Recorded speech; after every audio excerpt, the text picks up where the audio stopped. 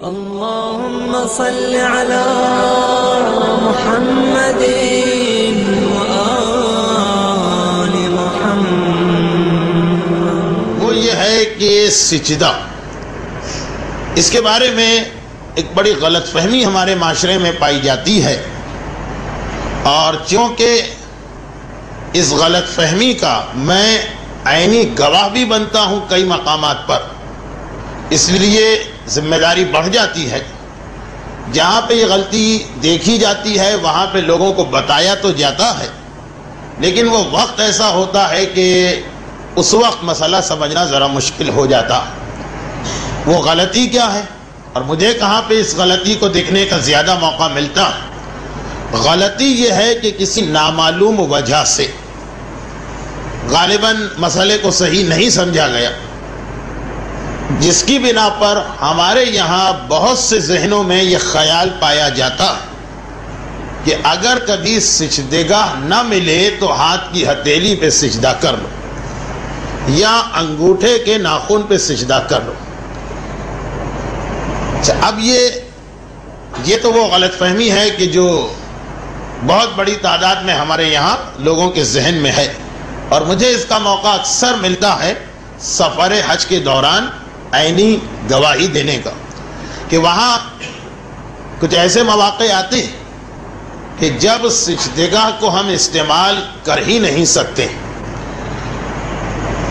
اب سجدگاہ تو نہیں ہے، استعمال اس کا جائز بھی نہیں ہوا بہت سے علماء کے فتوے میں، یعنی ایک تو یہ ہے کہ سجدگاہ نہیں، ایک یہ ہے کہ بعض لوگوں کے پاس سجدگاہ ہے، لیکن فتویٰ آ گیا کہ ان مقامات پہ کہ جہاں 100% یقین ہے کہ سجدگاہ کی بے حرمتی ہوگی، آپ کے پاس ہو بھی سجدگاہ تو آپ اس کو ظاہر نہیں کر سکتے، خصوصاً مسجد النبوی۔ اب اگرچہ مکہ اور مدینہ دونوں سعودی حکومت کے کنٹرول میں ہیں، لیکن مدینہ کے اندر سختیاں زیادہ ہیں مکے کے مقابلے میں۔ وہ جو ایک ڈپارٹمنٹ ہے پورا سعودی حکومت کا، ہیئت الامر بالمعروف والنہی عن المنکر، مدینہ میں یہ زیادہ اسٹرانگ ہے، زیادہ سخت ہے، اور اس میں زیادہ کٹر قسم کے ملا بھرے ہوئے ہیں۔ مکے میں بہرحال پھر بھی کچھ سہولت مل جاتی۔ یہ وہ تمام لوگ آپ کو خود بھی بتائیں گے کہ جنہوں نے حج کے زمانے میں دونوں جگہوں کی زیارت کی۔ اچھا، اب وہاں پہ اگر کسی کے پاس سجدگاہ ملے بھی تو اس کا مطلب یہی یا تو پھینک دیا جائے گا یا پیروں تلے کچلا جائے گا، اس کی توہین ضرور ہوگی۔ تو اس لیے یہ دو مقامات یعنی مکے کی مسجد الحرام اور مدینہ کی مسجد النبوی، یہاں تو سجدگاہ ہے بھی تو اس کو استعمال نہ کرو۔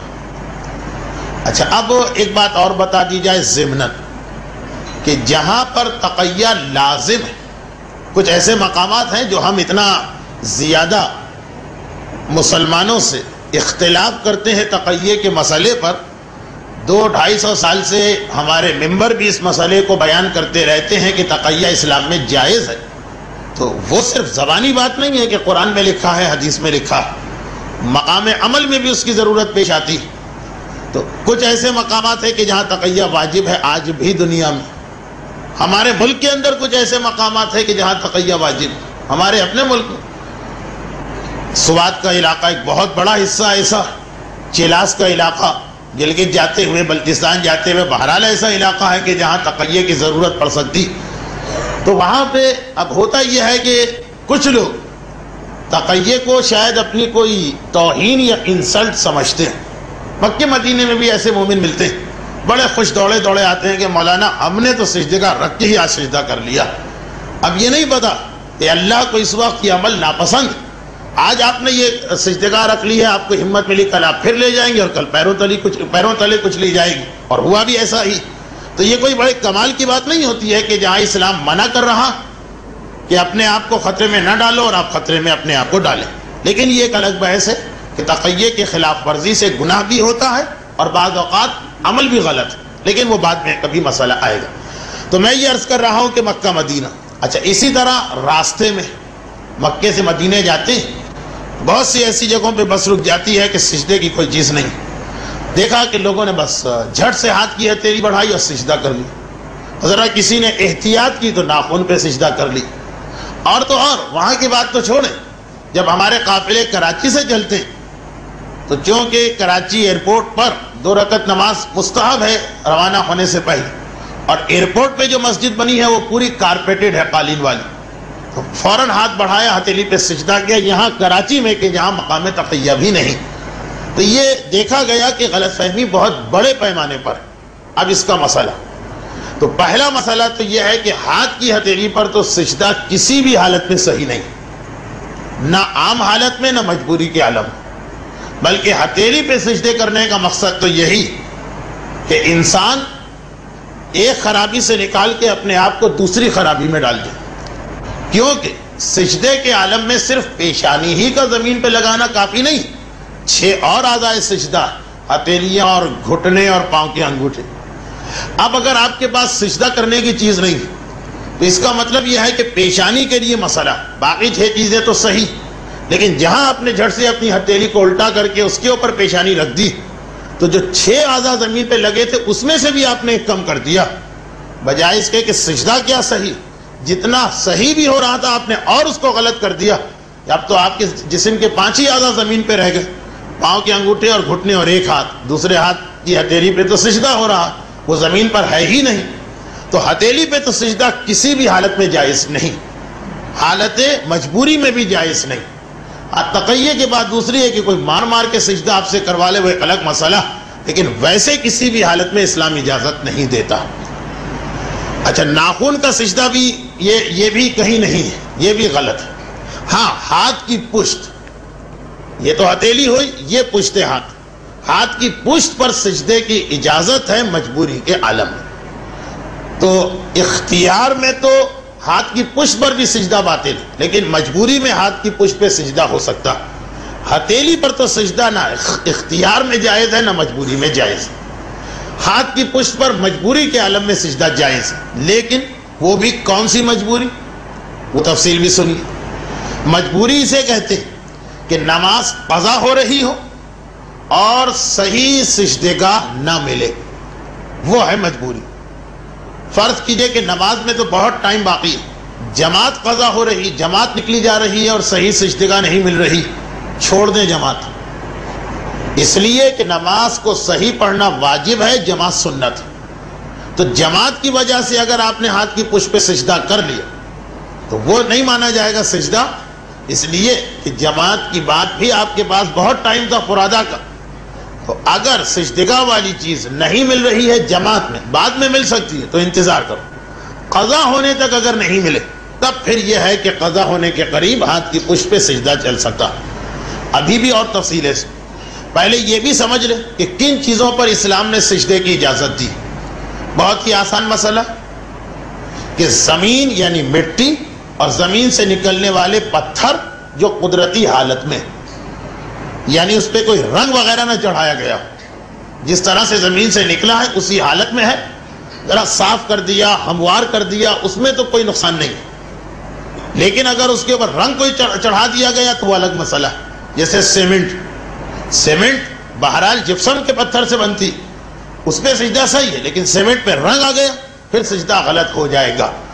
لیکن اگر رنگ نہیں آیا، جیسے عام سیمنٹ ہوتی ہے اسی کلر کا فرش ہے، اس پہ سجدہ صحیح، سنگ مرمر پہ صحیح ہے، موزائک پہ صحیح ہے، زمین سے جو پتھر نکلتے ہیں ان کا اگر فرش بنا، پتھریلا فرش، اس پہ سجدہ صحیح ہے۔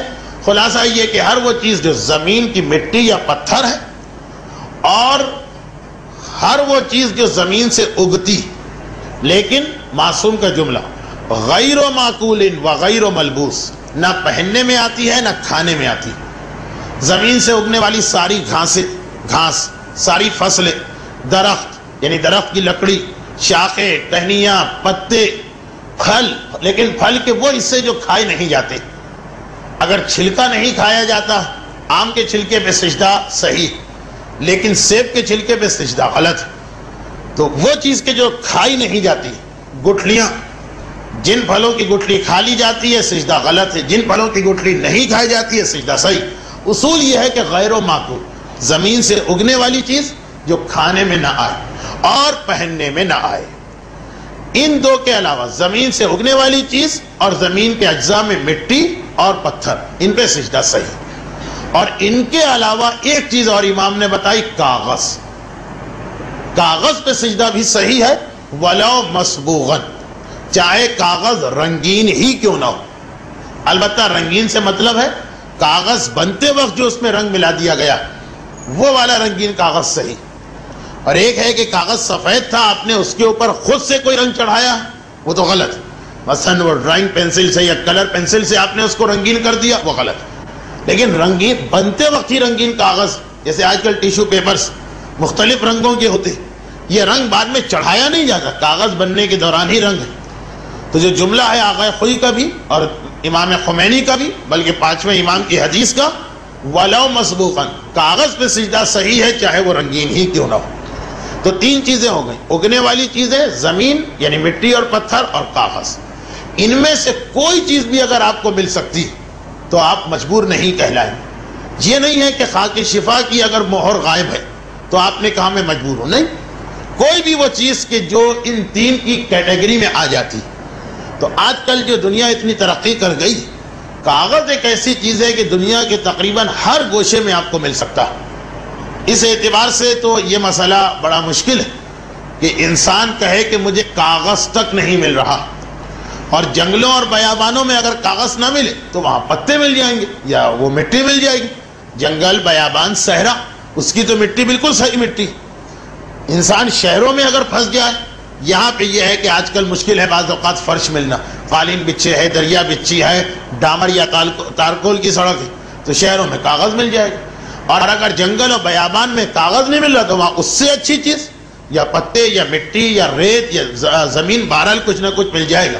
تو آج کل کے حالات میں بہت ہی مشکل ہے یہ کہنا کہ ہم مجبور ہو گئے.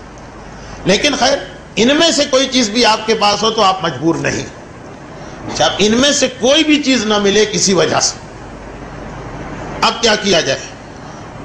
اب اس کے بعد مجبوری کے عالم میں ہاتھ کی پشت پر سجدے کی اجازت ہے، لیکن ابھی نہیں، بلکہ اس کی ایک لسٹ چلتی ہے.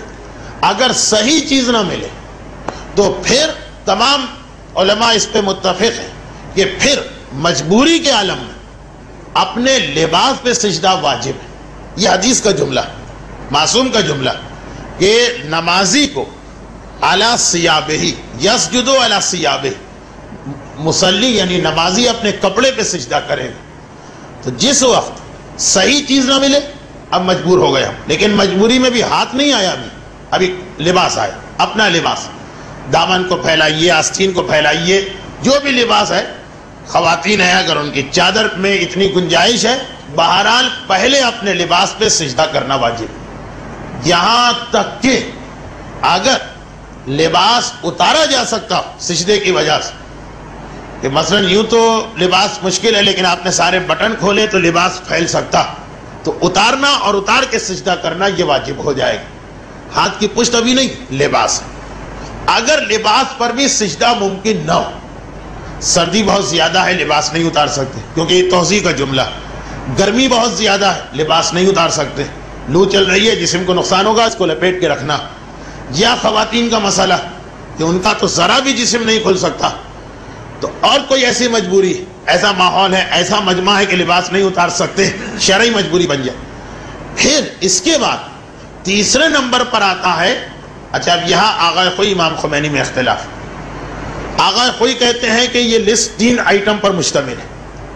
صحیح چیز اس پہ سجدہ کرو، وہ نہ ملے تو لباس پہ کرو، وہ نہ ملے تو دنیا کی کسی بھی چیز پہ سجدہ کرو. وہ پلاسٹک ہے، وہ قالین ہے، وہ دری ہے، وہ ڈامر ہے، وہ تارکل، جو چیز بھی. لیکن بہتر یہ ہے کہ پہلے ہاتھ کی پشت پہ کرو، وہ نہ ہو تو کوئی اور چیز. لیکن ویسے اجازت ہے، فتوے کی حد تک تو یہ کہ صحیح چیز نہ ملے تو لباس، لباس نہ ملے تو کوئی بھی چیز دنیا کی جو مل جائے اس پہ سجدہ کرنا. لیکن اگر ثواب لینا ہے تو جب لباس نہ ملے تو بہتر ہے کہ ہاتھ کی پشت پہ سجدہ کرو. وہ بھی اگر مجبوری ہے تو پھر جو بھی انسان کے سامنے چیز موجود ہے اس پہ سجدہ کریں. لیکن یہ بھی لفظ بہتر، اس کا مطلب یہ ہے کہ ہاتھ کی پشت کو چھوڑ کر بھی ہم چاہیں تو قالین، پلاسٹک اور دری پہ سجدہ کر سکتے. تو آغا خوئی کے ہاں تو مسئلہ بہت ہی واضح. صحیح چیز وہ نہ ملے تو نمبر 2 لباس. اچھا لباس کا مسئلہ ہمارے یہاں بالکل ہی مشہور نہیں ہوا، رائج ہی نہیں ہوا ہے، پتہ ہی نہیں ہے لوگوں کو. جبکہ تمام شیعہ علماء متفق ہیں کہ لباس نمبر 2. اس کے بعد آقا خوئی کہہ دیتے ہیں کہ پھر دنیا کی ساری چیزیں برابر ہیں. لیکن نہیں، امام خمینی کو اس سے اختلاف ہے. وہ کہتے ہیں کہ لباس نہ ملے تو پھر ہاتھ کی پشت پہ سجدہ کرنا ہے. قالین نہیں چلے گا، دری نہیں چلے گی، پلاسٹک نہیں چلے گا، رنگین سیمنٹ کا فرش نہیں چلے گا. نمبر 3 ہے ہاتھ کی پشت. یہ آقا خمینی کا مسئلہ ہے. پھر وہ کہتے ہیں کہ یہ بھی اگر ممکن نہ ہو، کوئی ایسی مجبوری ہے کہ ہاتھ کی پشت میں ممکن نہیں، تو نمبر 4 ہے وہ معدنی پتھر جو پہنے جاتے ہیں. عقیق ہے، فیروزہ. اچھا، ہمارے یہاں یہ بھی غلط فہمی ہے کہ لوگ سجدگاہ نہ ہو تو عقیق و فیروزے پہ سجدہ کر لیتے. نہیں، عقیق و فیروزہ آقا خوئی کے یہاں تیسرے نمبر پر ہے. نمبر 2 لباس تھا، نمبر 3 کوئی بھی چیز میں ہاتھ بھی آ گئے، عقیق بھی آ گئے. اور آقا خمینی کے یہاں تو عقیق چوتھے نمبر پر ہے. اچھا، عقیق ہے، فیروزہ ہے، در نجف ہے، یہ مختلف پتھر، یہ سب زمین سے نکلتے ہیں. لیکن یہ وہ پتھر ہیں کہ جو معدنی پتھر ہیں اور پہننے میں آ جاتے ہیں. ان کو امام خمینی نے چوتھے نمبر پہ رکھا. اور اگر یہ بھی موجود نہ ہو تو 5ویں نمبر پر ہے کہ اب جو چیز مل جائے. تو آقا خوئی کے ہاں یہ لسٹ صرف 3 آئٹم پر مشتمل ہے. صحیح چیز وہ نہ ملے تو لباس، وہ نہ ملے تو جو چیز. اور امام خمینی فرماتے ہیں کہ صحیح چیز وہ نہ ملے تو لباس، لباس نہ ملے تو ہاتھ کی پشت، وہ نہ ملے تو پہننے والے پتھر، وہ نہ ملے تو کوئی بھی چیز. بہرحال دونوں علماء اس پر متفق ہیں کہ ہاتھ کی پشت تیسرے نمبر پر ہے. اچھا، اب یہی مسئلہ بات سننے والوں کے لیے خاصا دقیق ہو گیا ہوگا. آغا گلپائگانی کا اس میں اور بھی ایک اختلاف. اب یہ ہے کہ اور اس کو میں بتاؤں گا تو بعض لوگ بہت چکرائیں گے، اس لیے تفصیل میں نہیں جاتا ہوں، صرف ایک لسٹ بتا دیتا ہوں. آغا گلپائگانی کے یہاں ترتیب یہ ہے: صحیح چیز نہ ملے تو لباس پر بشرط یہ کہ وہ کاٹن کا ہو یا السی کا ہو. آقا خوئی خمینی کے کوئی شرط نہیں تھے، لباس پہ کرو. آقا گلپائگانی کہتے ہیں کاٹن یا السی کا بنا ہوا لباس ہے تو اس پہ سجدہ کرو، کسی اور چیز کا لباس ہے تو چھوڑ دو لباس کو. پھر ہاتھ کی پشت. اس کے بعد فرماتے ہیں معدنی پتھر. اس کے بعد فرماتے ہیں کہ آخر میں جا کے کوئی بھی چیز. تو خیر ذرا سا فرق ہو گیا کہ وہ ہر لباس پہ قائل نہیں ہے، لیکن امام خمینی اور آقا خوئی ان کا مسئلہ آپ نے سنا. تو جو مسئلہ بتایا گیا ہے اس کے اعتبار سے یہ خاصا مشکل ہے کہ ہاتھ کی پشت کی باری آ جائے. پہلے لباس ہے. اچھا ہاں، لباس میں رومال شامل نہیں، رومال بھی جیب میں، اس کو نکال کے سجدہ نہیں کریں گے، وہ لباس نہیں، لباس جو آپ نے پہنا ہوا. تو اس صورت میں ہاتھ کی پشت ممنوع ہے، حرام ہے، جائز نہیں. یہ تو مسئلہ ہو گیا اس آدمی کا جسے سجدے والی چیز نہیں مل رہی ہے یا ملی ہے مگر حالات ایسے ہیں کہ وہ رکھ نہیں سکتا. وہاں پہ پھر یہ ہے جیسے مکے، مدینے اور سعودی عرب کے دوسرے علاقے کہ وہاں پہ اگر ممکن نہیں ہے تو اس طرح سے اپنا ہاتھ رکھو کہ آستین جو ہے تھوڑی پھیل جائے اور اس پر پیشانی آ جائے. اور وہ بھی اگر ممکن نہ ہو تو ہاتھ کے اوپر کر لو سجدہ، وہ تو ذرا سب سے آسان ہے. لیکن بہرحال اگر ذرا سی ڈھیلی ڈھالی آستین ہے تو آستین کے اوپر بھی سجدہ ہو سکتا، اور وہ نمبر 2. پھر نمبر 3 ہاتھ کی پشت. یہ تو مسئلہ اس کا ہو. یہی مسئلہ اس مومن یا مومنہ کا جو نماز شروع کر چکی ہے اور بیچ نماز میں سجدگاہ غائب ہے. بچے آتے ہیں کھیلتے کھیلتے سجدگاہ اٹھا کے لے جاتے ہیں، بہت پیش آتا ہے یہ مسئلہ. اب وہاں اس کا بھی حل یہی کہ اگر نماز کے بیچ میں سجدگاہ چلی گئی تو جو صحیح چیز ہے جس پہ سجدہ ہے چلے سجدگاہ چلی گئی.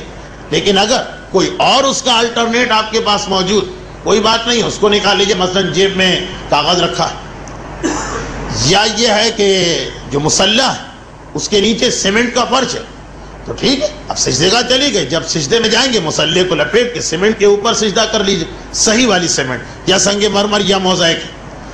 یا اسی طرح سے یہ کہ لکڑی کی کوئی چیز بہت ہی قریب ہے، ایسی چیز کہ جس کے اوپر ہم سجدہ صحیح طریقے سے کر سکیں. بہرحال یا کوئی پتا وغیرہ اس قسم کی کوئی چیز ہے قریب میں تو اگر سجدگاہ بیچ نماز میں غائب ہو جائے کوئی بات نہیں، وہ چلی گئی، اس کا الٹرنیٹ تو موجود ہے.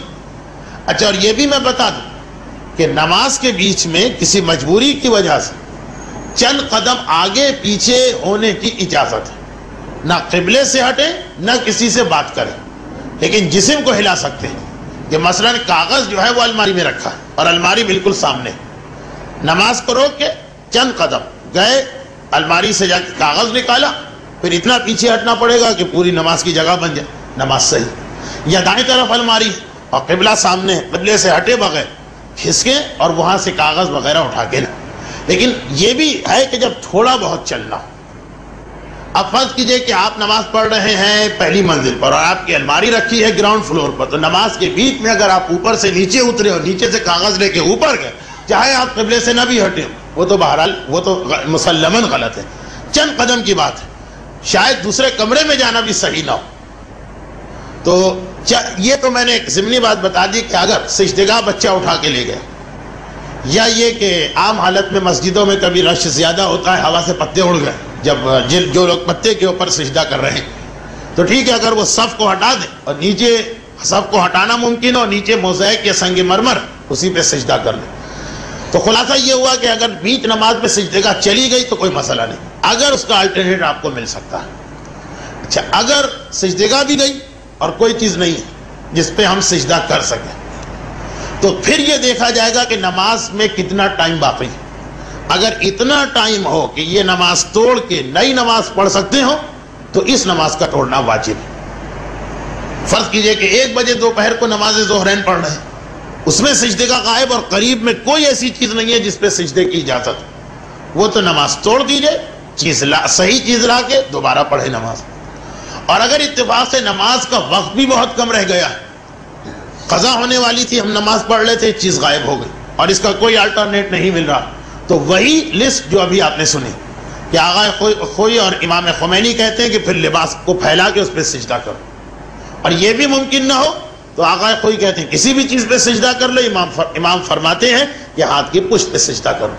تو بیچ نماز میں شہری علاقے میں اپنے گھر کے محفوظ ماحول میں نماز پڑھنے والے کو بھی یہ مسئلہ کب پیش آئے گا؟ جب بیچ نماز میں سے سجدگاہ چلی جائے اور اس کی کوئی متبادل صورت، کوئی دوسری چیز صحیح نہ ہو، پھر یہ ہے کہ دامن پہ نماز پڑھنا ہے اور ہاتھ کی پشت پر، بشرط یہ کہ نماز قضا ہو رہی، اور اگر قضا نہیں ہو رہی تو نماز توڑنا پڑے۔ اور آخری چیز، یہ صرف نوجوانوں کا مسئلہ ہے، اور وہ بھی ان نوجوانوں کا کہ جو آفس وغیرہ میں جاتے ہیں، یہ صرف مردانہ مسئلہ ہے جو میں بتا رہا ہوں۔ ایک اور غلط فہمی، ایک تو ہاتھ کی پشت والی غلط فہمی ہے، اس میں خواتین مردوں کے شانہ بشانہ ہے، دونوں میں یہ غلط فہمی برابر سے پائی جاتی ہے۔ تو اب جیسے میں نے کہا کراچی ایئرپورٹ پہ اگر نماز پڑھنے کی ضرورت پیش آ گئی اس کی مسجد میں، بہرحال ایئرپورٹ میں کوئی تقیہ کا ماحول نہیں، آپ کا ملک ہے، آپ کا وطن ہے، آپ وہاں پہ قالین بچھائیں، آپ رکھیں سجدگاہ نہیں تو کاغذ رکھیں، کتاب رکھیں، کاغذ رکھیں، بہرحال صحیح طریقے سے نماز پڑھنا، وہ بھی ممکن نہ ہو تو جو مسجد ایئرپورٹ میں بنی ہے اس سے باہر آ کے قالین کے دائیں بائیں جہاں فرش ہے اسی کے اوپر پڑھیں، وہ فرش پاک مانا جائے گا۔ تو خیر کراچی میں اس کی ضرورت نہیں۔ لیکن ایک مسئلہ بہت سی غیر شیعہ مسجدوں میں پیش آتا ہے اور ہمارے نوجوان خود ہی سے اس کا حل نکال کے عمل کر لیتے ہیں، وہ یہ ہے کہ سجدہ کرنے کے لیے ایک شرط تو یہ کہ جس چیز پہ سجدہ کریں وہ صحیح، یا مٹی ہو یا پتھر ہو یا زمین سے اگنے والی غیر معقول و غیر ملبوس چیز، اور دوسری شرط یہ کہ آپ اس پر سجدہ کریں، یعنی جب آپ سجدہ کرنے جائیں وہ چیز الگ سے زمین پہ رکھی ہو اور آپ کی پیشانی اس کے اوپر جا کے ٹکے۔ اگر سجدے والی چیز خود آپ کے جسم کا حصہ بنی، الگ سے نہیں رکھی آپ نے، اس پہ سجدہ نہیں کیا، وہ تو آپ کے سر کے ساتھ ساتھ، وہ سجدہ غلط ہے۔ یہ مسئلہ پیش آتا ہے وہاں پہ کہ جہاں تنکوں کی بنی ہوئی ٹوپیاں مسجدوں میں ہوتی ہیں اور نماز پڑھنا پڑ گئی ایسی مسجد میں کہ جہاں قالین ہے، غیر شیعہ مسجد ہے، کوئی سجدگاہ کوئی چیز نہیں، تو بعض نوجوان یہ سمجھتے ہیں کہ تنکوں کے اوپر تو سجدہ جائز تھا، تنکوں کی چٹائی پر ٹوپی ہم پہن لیتے ہیں، سجدے میں جائیں گے ٹوپی کو ذرا جھکا دیں گے کہ وہ ٹوپی پیشانی پر آ جائے گی، اب جب ہم سجدہ کریں گے تو ہماری پیشانی جو ہے اس تنکوں کے اوپر جا رہی۔ اگر یہی تنکوں کی ٹوپی الگ سے نیچے رکھی اور آپ جا کے اس کے اوپر سجدہ کریں تو شاید اس کی گنجائش نکل آتی، بشرط یہ کہ وہ 4 انگل سے زیادہ اونچی چیز نہ ہو۔ سجدے میں یہ بھی شرط کہ جس چیز پہ سجدہ کریں وہ 4 ملی ہوئی انگلیوں کی برابر جو چوڑائی اتنی اونچی تک ہو سکتی ہے، اس سے اونچی نہیں۔ تو بہرحال ٹوپی اگر صحیح طریقے سے رکھ کے پیشانی اس پہ رکھیں تو وہ 4 انگل والا مسئلہ آ جائے گا، لیکن اس کو کھڑا کر کے ٹیڑھا کر کے شاید ممکن، لیکن پہنی ہوئی ٹوپی یہ سمجھ کے اسی حالت میں چلے جانا سجدے میں کہ یہ سر کے ساتھ ساتھ زمین پہ جا رہی ہے، وہ سجدہ غلط ہے، باطل ہے، صحیح نہیں. یہ تو بہرحال خالصتاً آفس میں کام کرنے والے لوگوں کا مسئلہ ہے. اس کے ساتھ ہی ایک یہ مسئلہ آج مکمل ہوا.